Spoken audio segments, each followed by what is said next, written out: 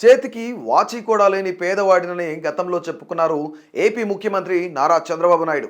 అయితే ఆ వాచి లేని పేద నాయకుని ఆస్తి విలువ అక్షరాల 931 కోట్లు. దేశంలోనే అత్యంత సంపన్న ముఖ్యమంత్రిగా రికార్డుకెక్కారు చంద్రబాబు. ప్రకటించిన ఆస్తుల విలువే 1000 కోట్లకు దగ్గరగా ఉంటే అసలు కూడబెట్టిన ఆస్తి లక్షల కోట్లు ఉండదా అంటున్నాయి ప్రతిపక్షాలు.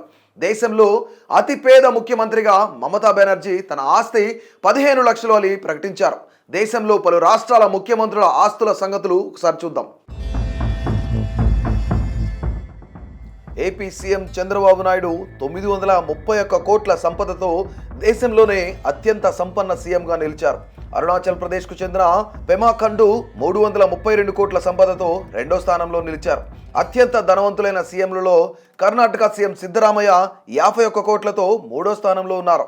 అత్యంత పేద సీఎంగా పశ్చిమ బెంగాల్ సీఎం మమతా బెనర్జీ 15 లక్షల ఆస్తులను ప్రకటించారు. తృణమూల్ కాంగ్రెస్ అధినేత్రి తర్వాత జమ్మూ కాశ్మీర్ సీఎం ఎన్సీకి చెందిన ఒమర్ అబ్దుల్లా 55 లక్షల ఆస్తులతో, కేరళకు చెందిన పినరాయి విజయన్ కోటి రూపాయలతో తర్వాతి స్థానాల్లో ఉన్నారు.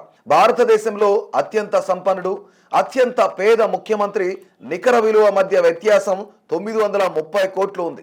ఒక్కో ముఖ్యమంత్రి సగటు సంపద 52.59 కోట్లుగా నివేదిక పేర్కొంది. 2023-24లో భారతదేశ తలసరి నికర జాతీయ ఆదాయం లేదా ఎన్ఎన్ఐ సుమారు 1,85,854 కాగా ముఖ్యమంత్రి సగటు స్వీయ ఆదాయం 13,64,310. ఇది భారతదేశ సగటు తలసరి ఆదాయం కంటే 7.3 రెట్లు.